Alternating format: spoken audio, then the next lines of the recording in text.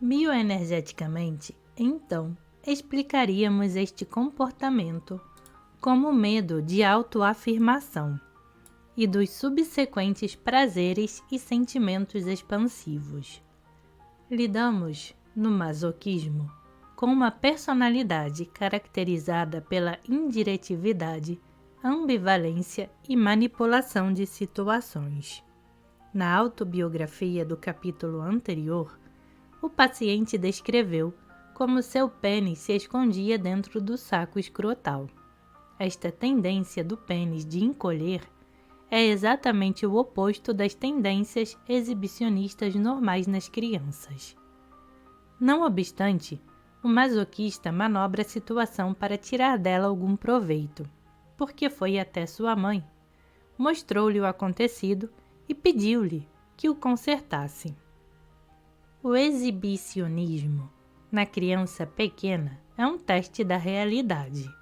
Na maior parte das vezes, assume a forma de conquistas atléticas, podendo ser também abertamente sexuais. A criança espera aprovação e admiração que fortaleçam seu ego e assegurem-na do apoio de seu meio ambiente. Uma resposta positiva habilita a criança a ir para níveis mais altos de funcionamento do ego. Uma resposta negativa mina a certeza necessária para a autoafirmação e torna a criança dependente da aprovação nas atividades adultas. O masoquismo deriva de atitudes de desaprovação e escárnio durante os primeiros anos de vida. É por esta razão que o masoquismo está associado à humilhação.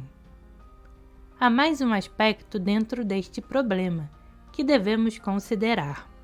A descarga obtida das manipulações masoquistas é agradável, embora não libere de modo algum a excitação disponível. Isto cria uma dificuldade para o masoquista, dado que ele gostaria de reter o prazer, sendo, não obstante, exonerado do preço que teria que pagar por ele. Em muitos casos, portanto, pode-se esperar que, na medida em que o paciente desiste de forçar e provocar, diminuirá a potência sexual, mas está aberto o caminho para a exposição do ódio subjacente e para a dissolução das profundas espasticidades. Tive ocasião de observar claramente estes fenômenos. Eu havia feito progressos excelentes durante vários meses de terapia, com um paciente portador de uma estrutura de caráter masoquista, quando um dia, subitamente descobri que ele havia voltado para um estado muito severo de abatimento masoquista, com uma acentuação marcante de todos os sintomas. Ele não conseguia se lembrar de coisa alguma que pudesse ter causado a recaída. Perguntei-lhe o estado de suas atividades sexuais durante a semana anterior. Então ele se lembrou de um ato sexual com sua esposa, na noite anterior à recaída.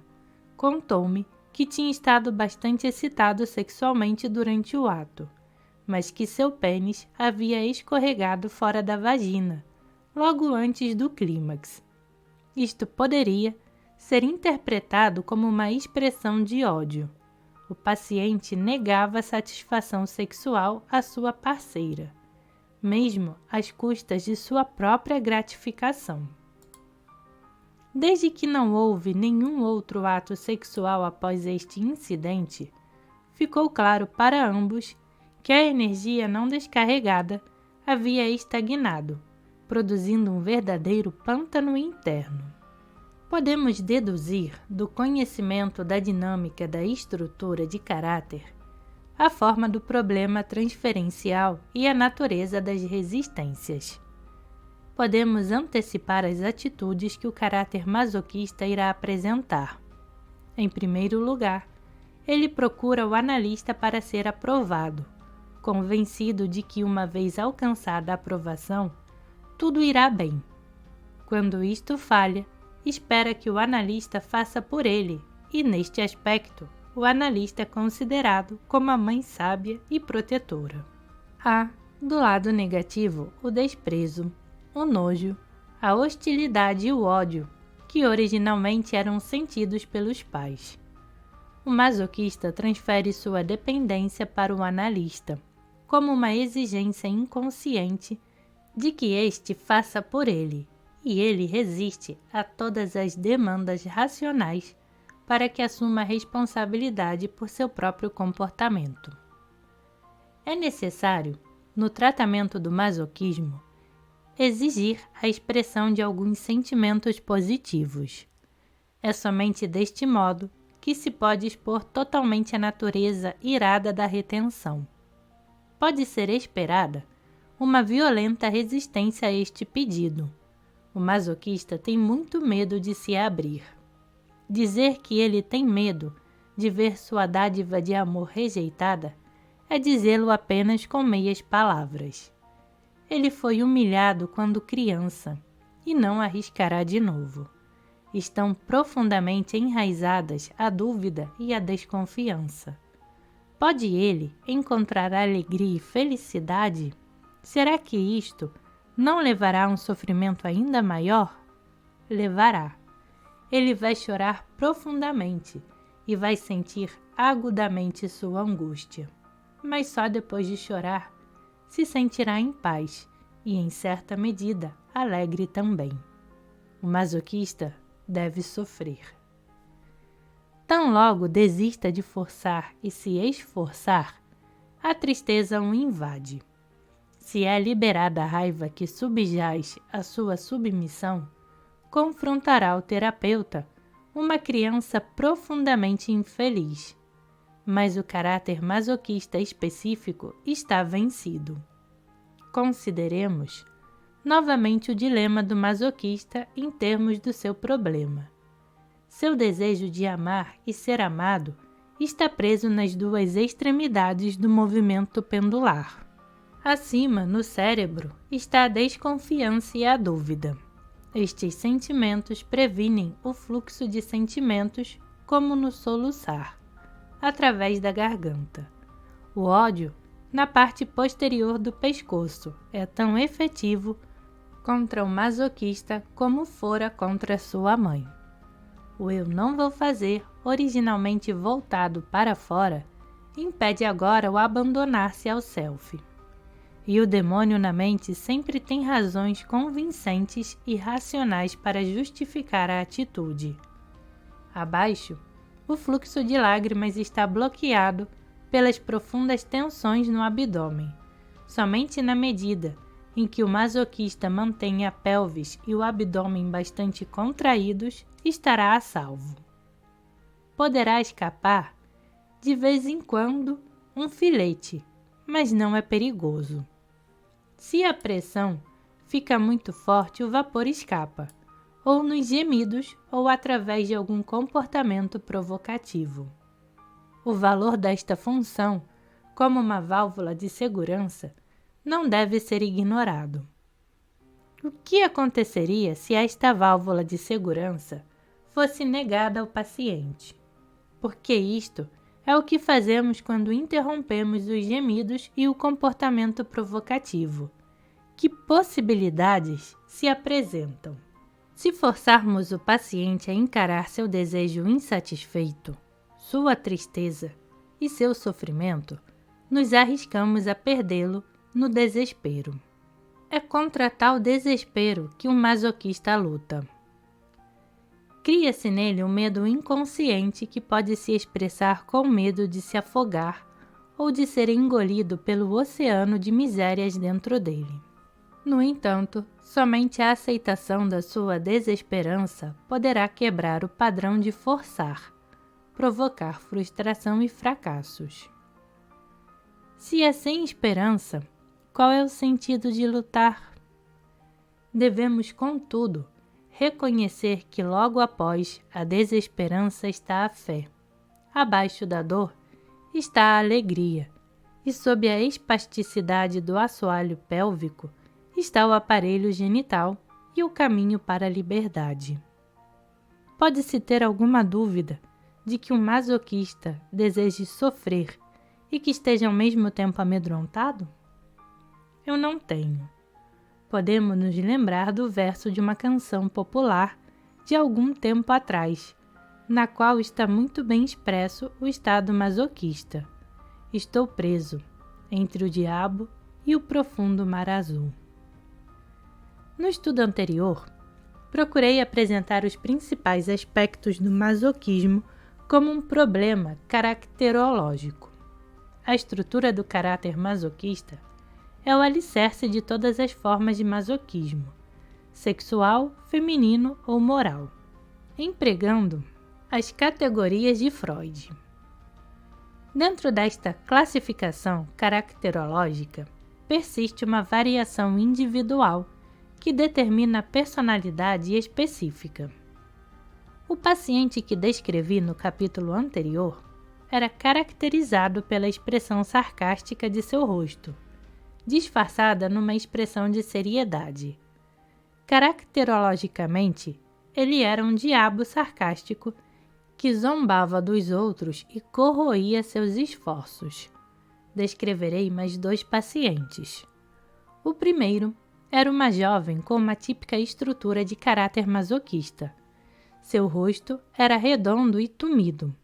Portava um sorriso habitual que, ao lado de seus olhos miúdos, lhe conferia uma expressão muito estúpida. Ela não era nem um pouco estúpida, como provava seu excelente rendimento profissional. Sua expressão facial também me impressionou por sua semelhança com a cara de um porco. A qualidade suína está relacionada ao abatimento masoquista, e todo masoquista foi durante a infância chamado de um bom garfo, pelo menos. Neste caso, a expressão estúpida era a chave desta personalidade específica. Enquanto menino, este paciente organizava pequenos grupos de ataque às mercearias da vizinhança. Roubavam frutas, verduras e doces. Todas as vezes em que era apanhado, o paciente fazia cara de bobo para desarmar seus captores e disfarçar a malícia de suas ações. Em casa, também sob este disfarce, conseguiu ir avante com brincadeiras e comportamentos que teriam de outro modo sido severamente punidos. O outro paciente, uma moça com fantasias masoquistas, tinha uma face sorridente bastante iluminada. Seus olhos eram bem abertos, mas ela era míope. Um pequeno sorriso lhe compunha o rosto numa expressão de inocência surpreendida. Atrás desta expressão estava uma mente calculada. Não consegui ir para frente com a sua análise enquanto não descobri e expus sua tendência de manobrar as pessoas para situações nas quais sempre era a parte danificada e inocente. O caráter oral tem medo de se abrir para o mundo. O masoquista busca a realidade, mas com uma tal quantidade de dúvidas que o gesto é anulado antes de atingir seus objetivos. No entanto, ambos os tipos estão relacionados pelo fato de serem estruturas energéticas pré-genitais em sua falta de independência e segurança, e em suas necessidades de meio ambiente favorável. Num sentido mais amplo, o masoquismo é uma forma de oralidade, em oposição a organismos que funcionam no nível genital. No caráter oral, a produção de energia é geralmente baixa, de modo que, apesar das tensões e espasticidades no aparelho genital, há pouca sensação de sofrimento. O masoquista tem uma alta produção de energia, com uma capacidade genital rebaixada. Isto leva a fortes sentimentos de frustração e miséria. As estruturas de ego mais altamente organizadas, tendo a sexualidade ancorada no nível genital, mostram um melhor equilíbrio entre o excesso de produção de energia e a habilidade de descarregá-la. Entre os componentes sensorial e motor e entre os lados espiritual e material de suas naturezas. Antes de iniciarmos o estudo dos tipos de caráter dentro deste grupo, é importante reconhecer que o masoquista é uma tendência a fazer contratos, a duvidar, a falhar e a gemer. Deriva, como vimos, de experiências nas quais a supressão ativa da independência e a afirmação da criança constitui o trauma desta personalidade. Se esta tendência é a chave da personalidade e determina seus padrões de resposta básicos, falamos de uma estrutura de caráter masoquista. Isto não quer dizer que seja um tipo puro, mas antes que podemos, deste modo, categorizar seus relacionamentos energéticos fundamentais. Entretanto, é rara a criança, pelo menos em nossa cultura, que possa escapar ilesa de uma certa interferência ativa com sua independência e autoafirmação. Igualmente raro é o indivíduo que não exiba, em certa medida, tendências masoquistas a se retirar, a duvidar, a se queixar. Não sendo a tendência dominante, descrevemo-la como um traço masoquista. Pode ser fraco ou forte. Nas estruturas de ego melhor organizadas, é compensado pelas defesas do ego ao nível psicológico e pela rigidez no somático. A análise dos traços masoquistas é levada a efeito do mesmo modo que a análise da estrutura de caráter masoquista, feitas as devidas adaptações quanto ao seu papel na personalidade total. Quão adequados são os mecanismos compensatórios? Quão ameaçador para o ego é o masoquismo subjacente? Tais fatores devem ser considerados para uma avaliação da estrutura de caráter do indivíduo. Se são óbvias as tendências masoquistas, a análise de caráter vai deste ponto em diante. Por outro lado, no caso de serem bastante efetivas as compensações, as tendências masoquistas não aparecerão até que a rigidez dominante tenha sido física e caracterologicamente afrouxada. Podemos resumir o problema do masoquismo comparando-o ao do caráter oral. A oralidade é o resultado de sentimentos de privação sofridos no começo da infância e meninice. O masoquismo resulta da supressão ativa da independência, da autoafirmação, numa idade em que a criança começa a se tornar consciente de suas funções oral, anal e genital. A interferência e a dominação maternas sobre as funções oral e anal da criança são especialmente responsáveis. Enquanto o caráter oral é um eu não consigo inconsciente, o masoquista é determinado pelo eu não vou fazer inconsciente. Ambos são estruturas de ego deficientes derivadas do domínio de impulsos pré-genitais. Felizmente, o reconhecimento da autoexigência de alimentação e o conhecimento da base fisiológica para o tratamento da limpeza das funções excretoras deverão reduzir em muito a incidência do masoquismo nas gerações futuras.